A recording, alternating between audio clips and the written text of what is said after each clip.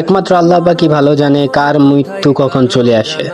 দেখুন, একদম রাস্তার সাইডে দাঁড়িয়ে আছে, কেউ কখনো চিন্তাই করে না যে এখানে পিছন থেকে একটা পিকআপ এসে মেরে দিবে।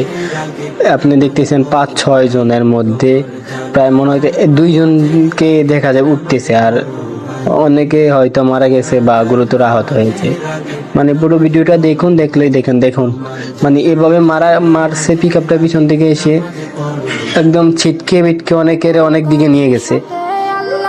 গাড়ির নিচে মনে হয়তো একজন পড়ে গেছে, আল্লাহ পাক ভালো জানেন। এই জন্য কার মৃত্যু কখন একমাত্র আল্লাহ পাকই ভালো জানেন। সৃষ্টি এবং মৃত্যু সবই আল্লাহর হাতে।